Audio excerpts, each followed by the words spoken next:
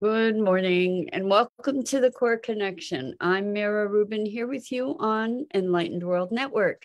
And this morning's conversation is about embracing the unknown and allowing it to be a process of discovery, ongoing discovery, rather than a process that's trying to corral it into the known. So it should be an interesting conversation.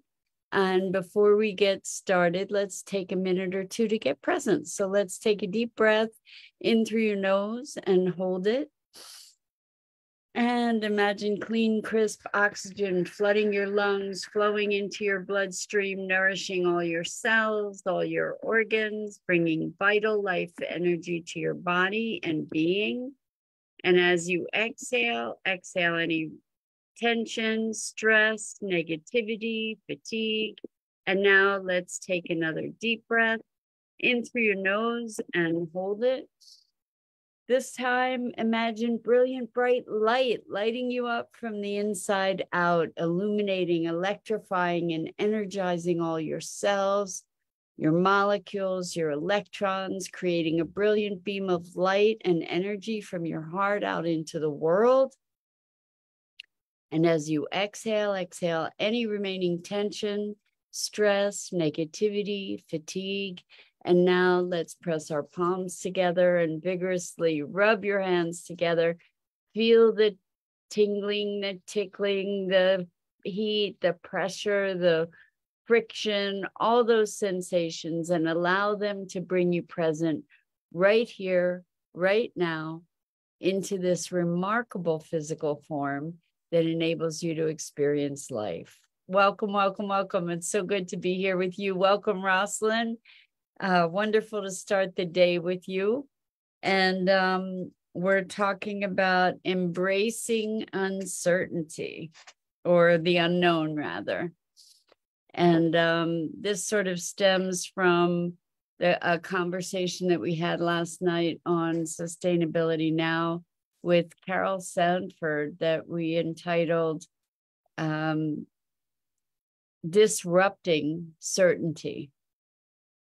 And it's been a very thought-provoking topic because we like to have at least the illusion of predictability in our lives. We like to have to believe that things are just that we can control things, and that things are going to unfold in a particular way. And as far as embracing the unknown, I think that it's something that many of us do in a much more effective and rewarding way. For instance, when we travel, because we're in an exploration and discovery mode.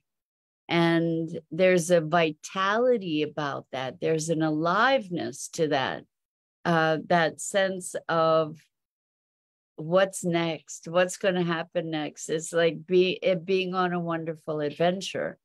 And then when we get into our own lives, we kind of try in many ways to push that adventure away, and we get, whether consciously or not, and we get enmeshed in the day-to-day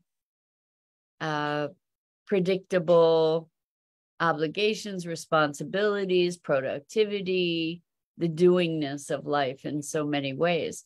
And when we're traveling, there's typically, at least for me, I'll speak for myself, there's typically a greater openness to experience. And as a result, all kinds of magic can happen. There's tremendous, for me anyway, there's tremendous wonder.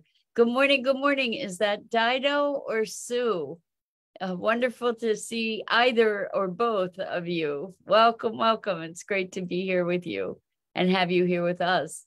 So we're talking, yay, Dido. Hi, sweetie. So good to be here with you. So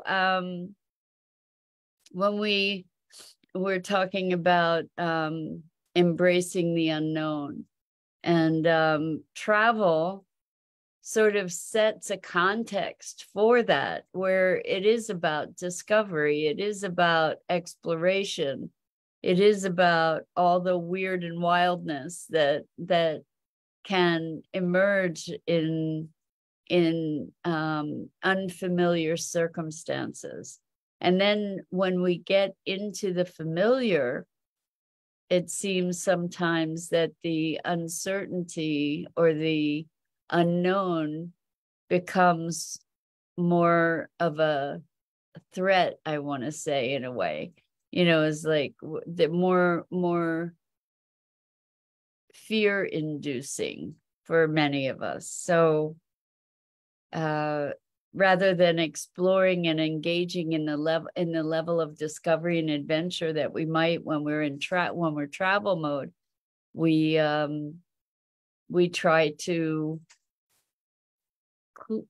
close the perimeters, so to speak, so that we have a sense of control. Good morning, Robin. Great to have you here with us. Welcome. So we're talking about embracing the unknown, and what we're talking about is the unknown, not just like in terms of unknown places and spaces, but physically or otherwise, but also the unknown in relationship, like when you're getting to know new people and feeling out the boundaries and feeling out the responses and finding the edges in a relationship, for instance. That's an interesting place of the unknown, right? And how do we embrace that with grace? I think it's interesting. On this trip that I just came back from, there were almost 30 of us, and from all different backgrounds. And it was so interesting because it was an extremely eclectic group. And at the same time, we had a lot of commonality because here we are, we're all crazy people going to build an aircrete dome. So, we had that interest in common. I love that, Robin. Robin says the innocence of intent.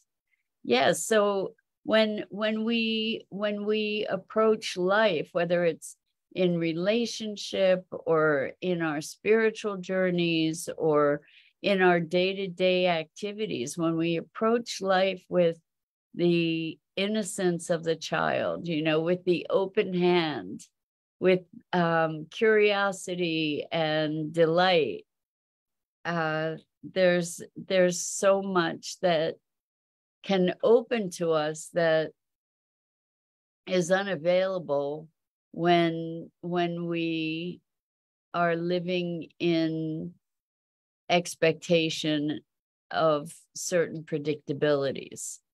And I think that there's an aliveness to this sense of discovery if we can maintain it. If we can maintain it through most of our time, in whatever our circumstances are, if we can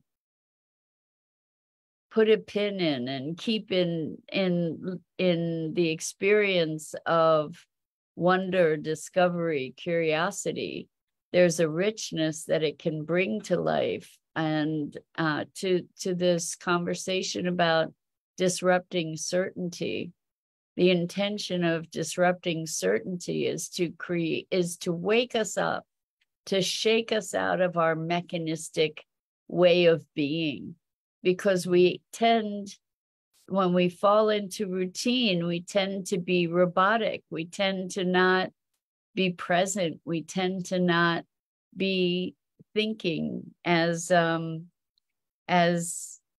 Carol Sanford said, we tend instead to be thoughting. In other words, repeating the thoughts that have been played to us or that we have been replaying over and over and over again.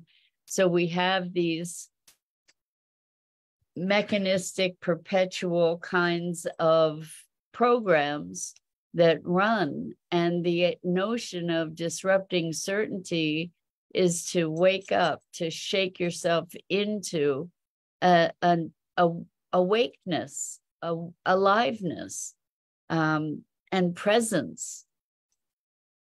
And there's magic in that, in feeling the next steps. You know, it's almost like when you're on a rough terrain, you don't just run ahead necessarily. You kind of feel your steps in a very different way. And I think that what we want to do is to find ways to enhance our vitality, our sense of aliveness and engagement and presence. And at least that's something that I aspire to, is to be more actively and joyfully engaged in life.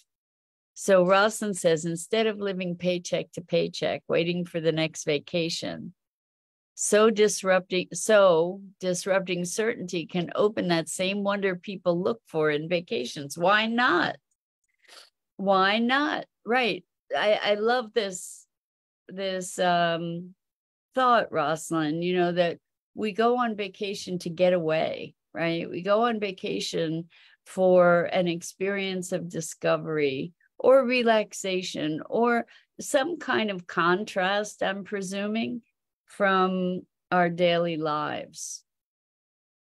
And if indeed we were able to disrupt the certainty, to disrupt the monotony, the programmed pattern of our daily lives, then perhaps we might more richly experience our daily lives, so that we didn't feel like we have to get away necessarily. You know, that we can craft our lives to support actually living, rather than to support our routines or our efficiencies. So one of the things that Carol Sanford talks about is essence. And this is part of regenerative design, is recognizing, identifying our unique essence and expressing that essence. And this is also something that we talk about when we talk about purpose, right? When you are in expression of your uniqueness, your essential nature, there is a deep vitality that accompanies that there's an alignment, a sense of being in the flow, a sense of authenticity, a sense of self-expression that is your vitality when you are in line with who you are and are in expression of that essence. So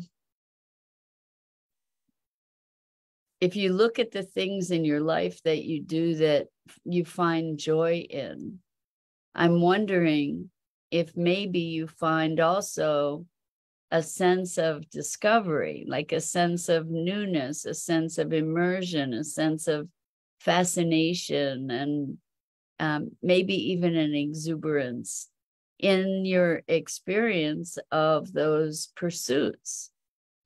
You know, when you're doing something you love, there's this deep engagement, right? There's this aliveness, and maybe there's curiosity, maybe there's that wonderful sense of awe and the newness of being able to see something that you haven't seen before. And this is something we can practice, embracing the unknown. We can practice in the simplest things. And I know I've used this example with you before, but like to take something that is mundane, something that is part of your mundane existence, like a pen. Usually what we do with the pen is we write. And so we often don't see the pen. We're not present to, and if we do see it, we're present to it for its function as a pen, right? Rather than looking at this thing as something that is unfamiliar and starting to really be absorbed into the discovery of it. Like in this is an interesting pen. It has an unusual tip. It has all this detailing, and to be able to look at the shapes. So one of the tricks in learning how to draw, this was something that was so powerful for me when I was exposed to it. One of the tricks in learning how to draw well is not to be trying to draw what you see, but to be trying to draw the empty spaces. And that's an interesting thing, because when we look at a pen or a bottle or a person or any kind of anything, when we look at it, we see our interpretation of it. When we start looking at the empty spaces is an unfamiliar place. It's something, it's the unknown that we don't have a preconception about. So we have greater access to it because we're not confined by our interpretation. It's a new way of seeing. Another way to, for instance, copy an image. This was from The Artist's Way, I believe, which is a fabulous book.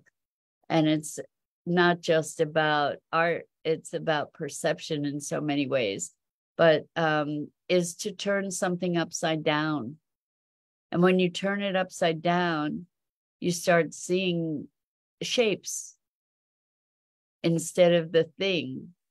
And you start perceiving in a very different way that enables you to see what's there more clearly, which is really fascinating, that by kind of disrupting our conventional way of seeing, we actually can see with greater accuracy. We can perceive what's there with greater accuracy, which goes back to disrupting uncertainty and embracing the unknown. Rubin says, seek your highest guide or universe. Ask the Lord, your angels or universe to go before you, prepare your way, so you are a blessing to someone today. That's beautiful, Rubin. Thank you for that. And, that also, like we're talking about disrupting certainty. If we take what you've spoken there to create a context to that, perhaps we can legitimately prepare our way to be a blessing. And then it's a matter of discovery. So rather than making that a goal, like I'm going to go and be a blessing to somebody today, if we have it be an intention that may I walk as a blessing to others, may I, and have that intention, and that the grace that goes with intention, then we can allow the unfolding of it with a sense of wonder, perhaps, into this unknown. Like, wow, what will that be? What might that present? And to be able to have fun with it. And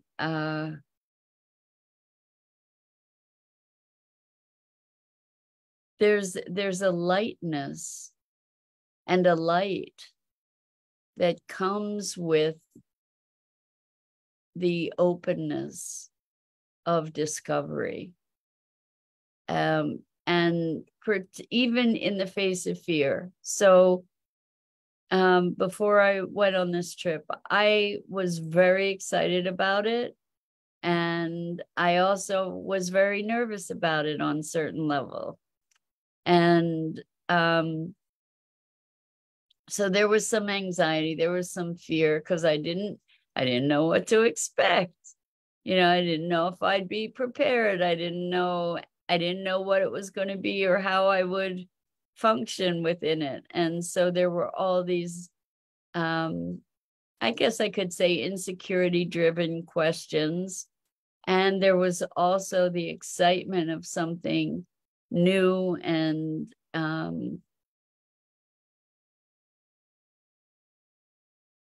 you longed for, in a way, you know, like just something that I was so attracted to that it overpowered any fear that was there.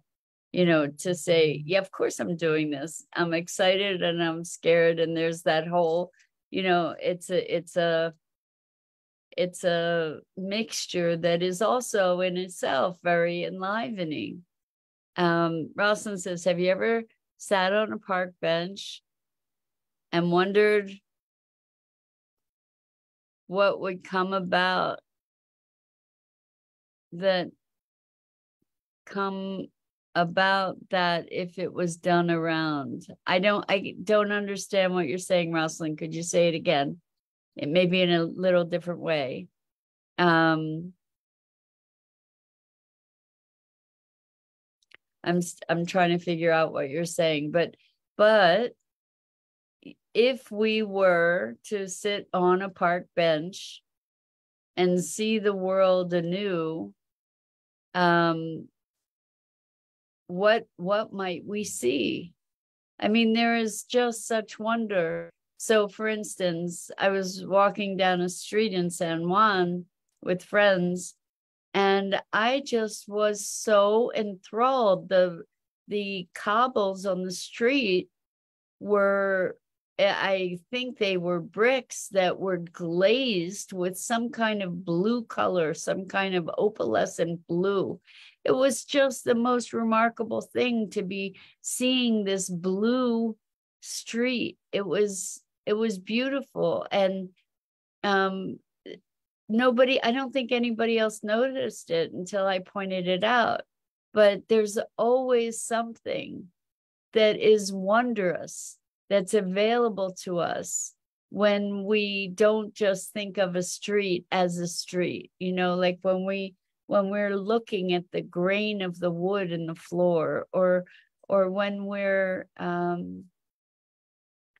feeling the variation of temperature in the breeze. You know, there's always something that is unknown that we can discover that awakens us and can move us past the fear into wonder, perhaps. So Robin says, smiles are contagious. Simply share something of positive intent. You went beyond your comfort zone. Thank you, Robin. Yes. Well, I think, you know what?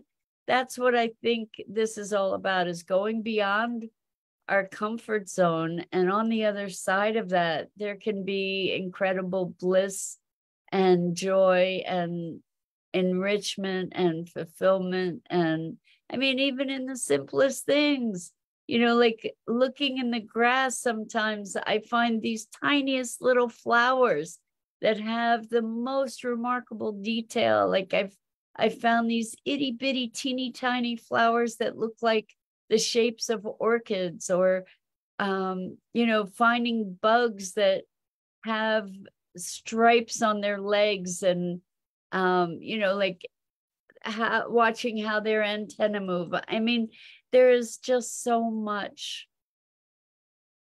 wonder to be had when we do embrace the unknown, meaning we don't assume that we know, like, oh, it's a bug, smash it or something, or rather than, oh, what is this? What is this? And not needing to put a label on it, but looking at the elements of what it is in a query, in a discovery. And I think, so Robin says, seeing the color in the brick, 100%, 100%. There is so much to see and experience. And the truth of it is that it is all unknown.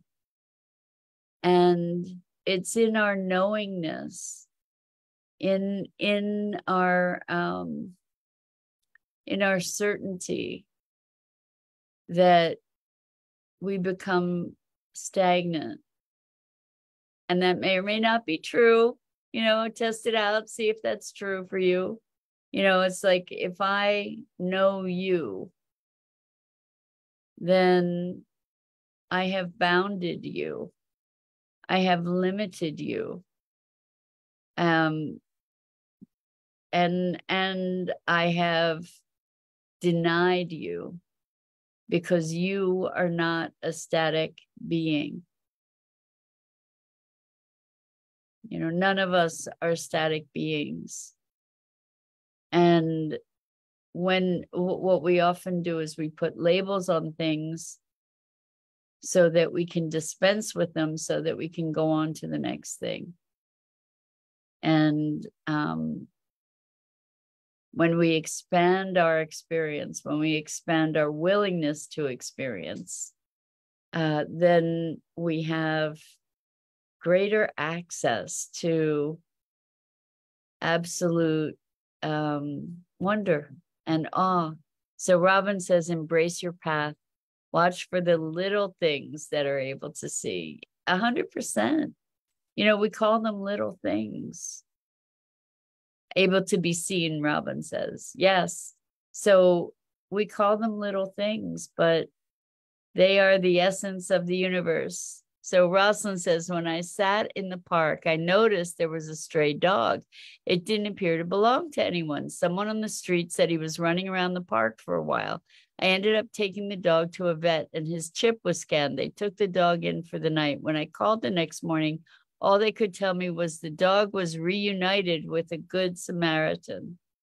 So you did a beautiful thing, Rosalind. It sounds like, I'm not sure if it was, when you say reunited, I'm guessing that it meant that the dog was reunited with its owner or its person. And anyway, that's a beautiful thing. So when you were present, you allowed yourself to notice this dog, and you took action. You moved into the unknown and had an adventure. Good for you. Anyway, it is such a joy to be with y'all. I have to say, I'm Mira Rubin. This is the Core Connection, and I go live each weekday morning here on the Enlightened World Network Facebook page and YouTube channel at 9 a.m. Eastern. And I invite you to check out the other awesome programming on Enlightened World Network and Enlightened World Living. And Rosalind says, all from sitting on a park bench. Yes, you had this remarkable adventure. And Rosalind says, TGIF. And Dido, thank you for the plug for more of our Core Connection shows. And until next time, I wish you all a wonderful weekend. And I hope to see you again here really, really soon. Until then, so much love.